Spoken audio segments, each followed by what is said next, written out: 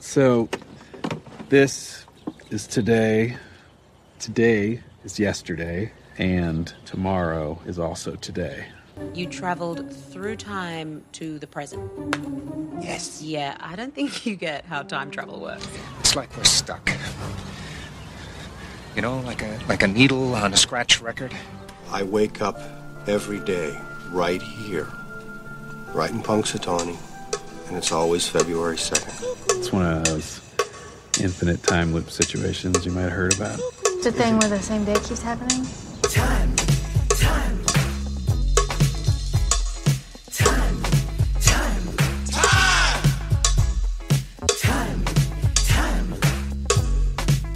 Slow down! What are you, in a damn time loop or something?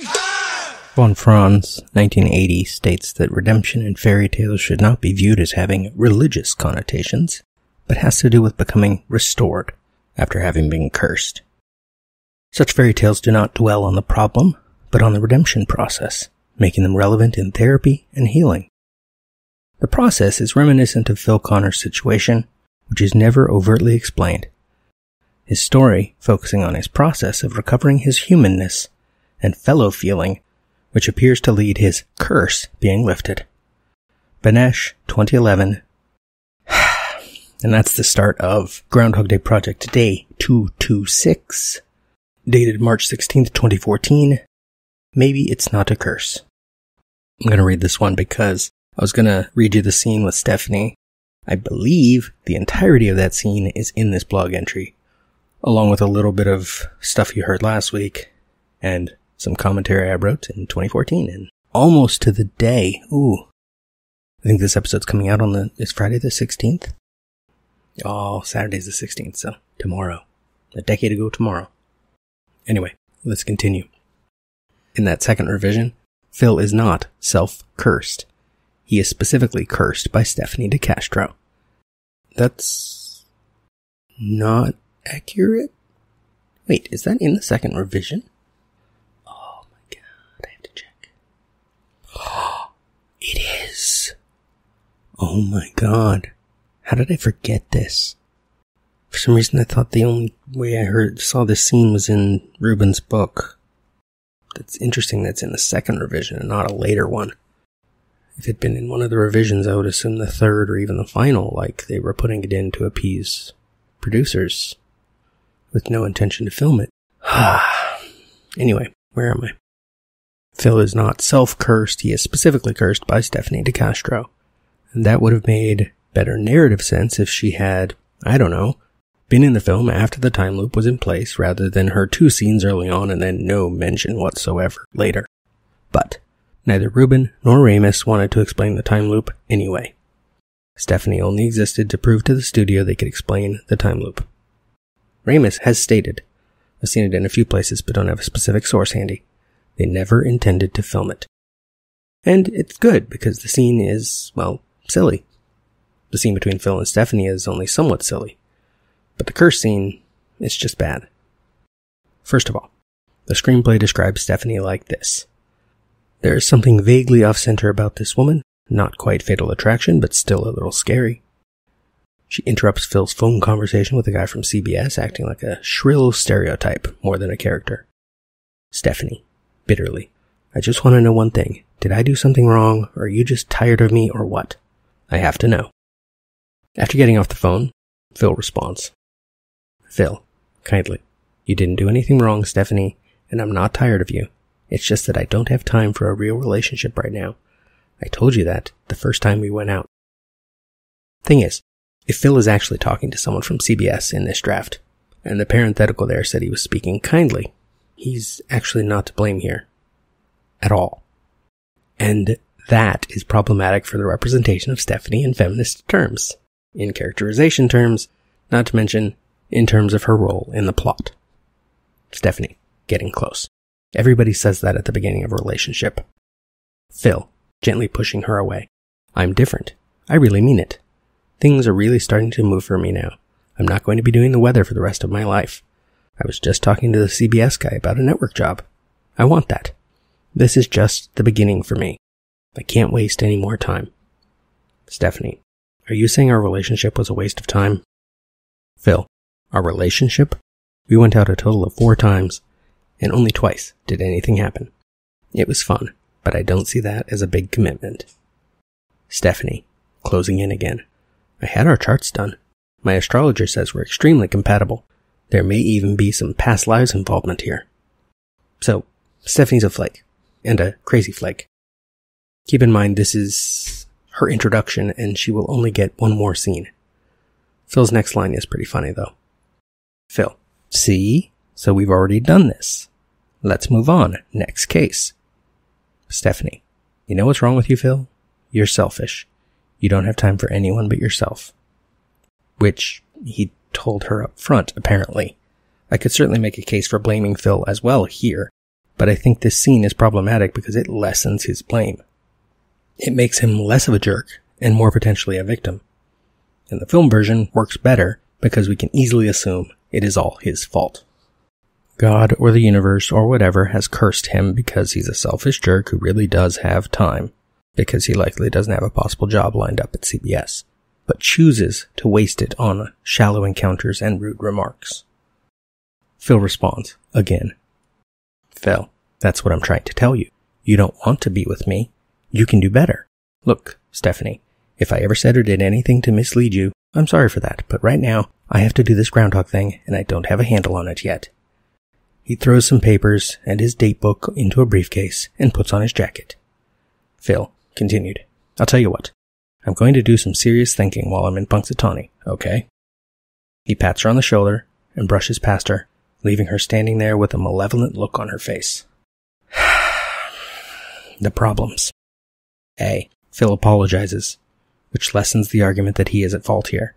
B. This means Stephanie is a crazy person. So C. The entire time loop arises because a crazy bitchy stereotype who it turns out is not only into astrology, but witchcraft, just to make this stereotyping even more problematic, couldn't accept an apology. Or D. Phil is a lying ass who is not self-centered in as casual a way as we know him from the film, but actively taking advantage of the women at work. Note that he specifically mentions how they only had sex on 2 of their 4 dates. And E. If played the right way, his patting Stephanie on the shoulder and brushing past her could make him even more of a jerk. Almost a villain deserving of not just comeuppance, but serious revenge.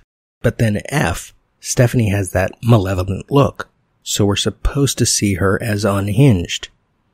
If she were sad, then this would play a little better. But she's not sad, she's angry. That puts the onus on her. Before I get to Stephanie's second and final scene, I should mention a brief bit of what happens between Phil and Rita in the meantime. Outside the Quality Inn, in the scene we see outside the Pennsylvania Hotel, sure, Phil hits on Rita. He asks her to be my love slave instead of the help me with my pelvic tilt line. But when Rita invites him to have dinner with Larry and me, his response is a little different than the film version. Phil, no thanks, I've seen Larry eat. Why don't you ditch Larry and let me take you someplace nice? He's still hitting on her.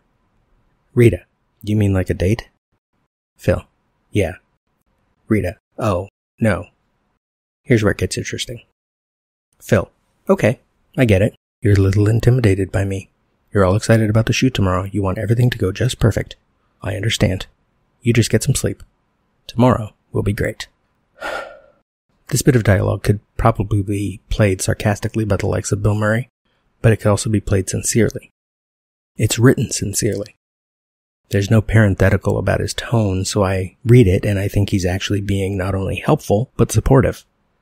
This is not a guy who deserves to be cursed. He may have problems, but he is also capable of A, apologizing, and B, being supportive. But then Phil comes across a little worse as he lies to pick up Nancy on day 1 at the hotel bar. He claims to be the White House correspondent for NBC News. Nancy doesn't buy it, and he takes things too far. At the bottom of page 23, he asks Nancy, "So what do you say? You want to play doggy obedience school with me?" Nancy, "Thanks. I'll pass." She gets up to leave. Phil, "Sit. Stay." He watches her go, then tosses a tip on the bar and exits, somewhat unsteadily. His uncouth behavior there comes from being drunk. That unsteadiness, I would say, subtracts from his badness. Not to mention the fact that he left a tip when no one was looking. Compare that to Larry at the end of the film dropping a tip when he thinks Nancy can see, then taking it away when she turns. Next scene is Stephanie's. Insert. A thick book. The cover reads, 101 curses, spells, and enchantments you can do at home. I know they were going over the top for this scene, but a well-manicured feminine hand opens the book to a marked page. Interior, Cherry Street Inn, night, same time. Phil enters his room and drunkenly tosses his overcoat, scarf, and gloves on the floor in a heap. Interior, Stephanie's bedroom, night. Stephanie decastro, Phil's disaffected ex-lover, is sitting cross-legged on the floor with the book of curses open in front of her. Her hair is down, she's wearing a caftan with a zodiac print, there are candles everywhere, and other vaguely occult decorating touches. This reads like a scene from a bad 80s comedy. See, there should have been an aside here in the blog entry where I pointed out that this basically is a bad 80s comedy at this point. First draft was written in 90, so it's basically an 80s script. Decades are not as distinct in film as they might be in life. And they're not that distinct in life either, just in retrospect. Anyway, where was I? This reads like a scene from a bad 80s comedy, one in which maybe nerds and jocks will go to war with each other or with the dean of some college, and at this point trying to read the screenplay as someone who doesn't know where the story is going. I expect Stephanie to come back into the film later, and maybe Phil will have to discover he really loves her to get out of whatever curse she puts on him. I mean, if she curses him and the point is anything else, then Phil cannot be the protagonist. Well, as long as this is a lighthearted comedy anyway. It could turn into a serious occult film with comedic undertones, for all I know at this point. Either way, Stephanie cannot just disappear after this scene. Insert. Phil's business card is dropped into a dish. Then the tarot card of the Hanged Man, a chicken bone, and a feather are placed on top of it. I imagine I was sighing when I wrote this a decade ago. Now even more. When I was in college the first time, I wrote a paper about the representation of voodoo in popular film. I used The Serpent and the Rainbow, 1988, Angel Heart, 1987, The Believers, 1987, and Live and Let Die, 1973. And it didn't go well for Hollywood. The presentation was mostly simplistic and stereotypical, bordering on offensive. If I remember right, it's been a long time since I wrote that paper, and just as long since I've seen any of those 4 films, the order I just listed those films would go from least offensive representation of voodoo to most offensive. Hell, the Roger Moore James Bond films were all a bit cartoonish, and Live and Let Die didn't even try to present its occult elements as anything that anyone might actually believe in or practice. But anyway, never mind the way Hollywood had stereotyped voodoo and the occult previously, this description right here in the second revision for Groundhog Day demonstrates the worst of it. I mean, I once suggested the specific playing cards visible in the hat scene on God Day in the film held deeper meaning. And I still would like to take the equivalent tarot cards to a tarot reader sometime to see how they look to a professional. But I don't think Harold Ramis knew anything about tarot cards except maybe the briefest of cursory research before he mentioned the Hanged Man here, just for one fault. And the chicken bone and the feather combined with that ridiculously titled book, that's just bad writing, and or 80s writing. To be fair, I don't think the Hanged Man is necessarily an inappropriate card for Phil. In the future. Waite, 1911, describes the card thus. The gallows from which he is suspended forms a Tau cross, while the figure, from the position of the legs, forms a Philfot cross? Philfot? Philfot. I'm going to go with Philfot. F-Y-L-F-O-T. Now I'm curious what that is. F-Y-L-F-O-T. An ancient symbol in the form of an equal-armed cross with each arm continued at a right angle. It's related to the swastika. Because his leg is bent? He'd have to detach it at the knee to do otherwise. That's a weird description, Waite. Waite in this case being Waite from Rider-Waite, the, I believe, most popular tarot deck. And the one I own. There is a nimbus about the head of the seeming martyr. It should be noted 1, that the tree of sacrifice is living wood with leaves thereon. 2, that the face expresses deep entrancement, not suffering. 3, that the figure as a whole suggests life in suspension, but life and not death. It is a card of profound significance, but all the significance is veiled. It has been called falsely a card of martyrdom, which is strange since I've seen a description from Waite that says one of the card's meanings is sacrifice. A card of prudence, a card of the great work, a card of duty. But we may exhaust all published interpretations and find only vanity. I will say very simply on my own part that it expresses the relation in one of its aspects between the divine and the universe. That's vague. Oh, wait, a century ago. You're being vague. He who can understand that the story of his higher nature is embedded in this symbolism will receive intimations concerning a great awakening that is possible, and will know that after the sacred mystery of death, there is a glorious mystery of resurrection. See? That could apply to Phil and what's coming for him. But it doesn't, I don't think, apply to what Stephanie would think of him in this scene. I would guess someone like her, she's into the occult, but clearly not She's into the occult, but clearly not very knowledgeable. Case in point, the simplistic nature of her choice of books. If she wants to inflict a curse on Phil, and I will admit I'm using an only slightly more knowledgeable form of the silly comedic logic Ramus must have used in picking the Hanged Man here, she would have chosen something like the Eight of Swords, representing restriction, confusion, powerlessness. If she were trying to represent Phil as he was, she might have picked the Five of Swords, representing self-interest, or the Knight of Wands, who can represent someone superficial and cocky. But anyway, the scene continues. Phil. He stands at the sink, looking at himself in the mirror, flexing his muscles. See? He's self-centered. Stephanie. Reading from the book, she mutters incantations in a secret language. In brackets, I say, I imagine she's saying something like Cree, Crew, Valgo, Geba, Calto, Cree. Cree, Crew, Vergo, Geba, Calto, Cree.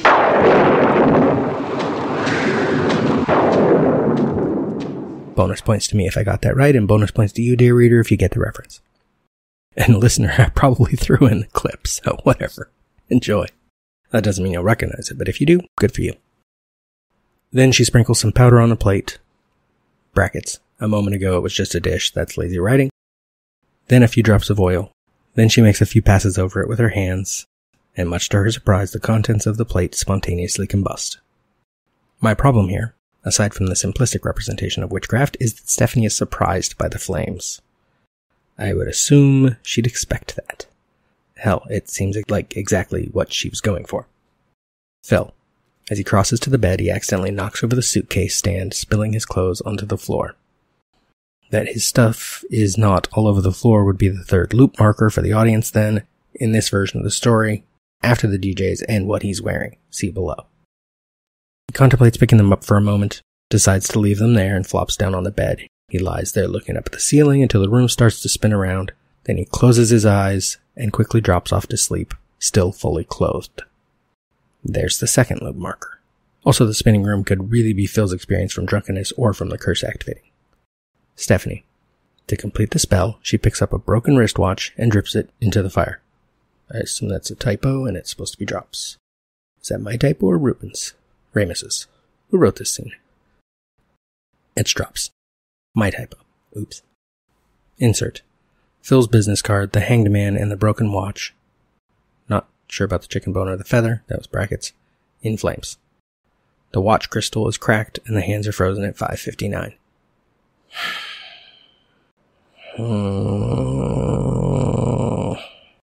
See, it would have more meaning if the broken wristwatch was Phil's. Like, in some way, when he was having the talk with Stephanie, maybe it hadn't been as civil.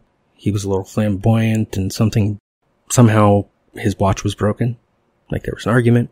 And so she ends up with his broken watch. And then uses that as the symbol to make time stop for him. Instead, it's just random wristwatch, which I guess we know it's broken. Probably was going to have a cracked face or something basic, because it's Ramus. Oh, it does say the watch crystal is cracked, but it says that after the flames, which she has dropped it into the fire. So did it crack because it's in the fire, or was it already broken?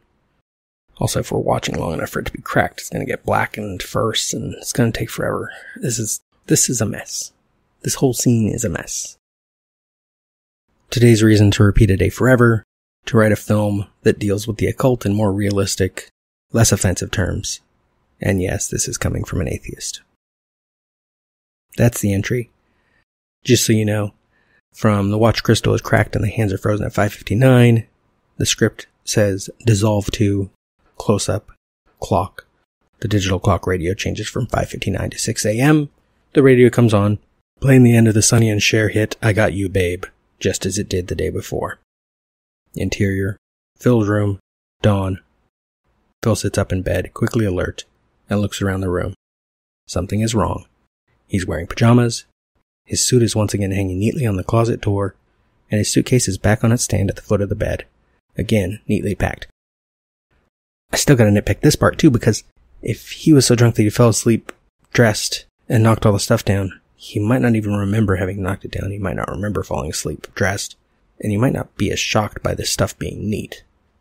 He'd be confused and hungover, but I don't know if the specifics would be a problem. But anyway, that's Stephanie decastro. Maybe never speak of her again. Although I would love to use her name in a thing.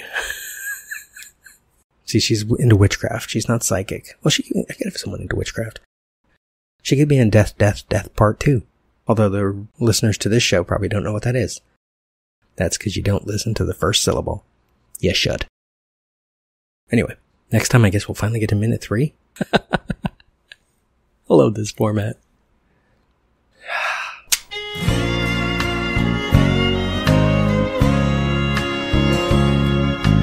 First, I played the game by the rules from 1 to 10. Then you took me round again.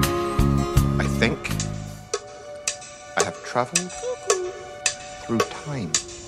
What is wrong in the end which never comes? Or which comes again and again, laughing, like waves. Since the Big Bang set everything in motion, everything that happens in this universe has to be the way it is. Man, are you hungry? I haven't eaten since later this afternoon. Particles unfolding the way they're destined to. How do you sleep at night? You've never seen Groundhog Day? Yeah, you know Groundhog Day is not a documentary.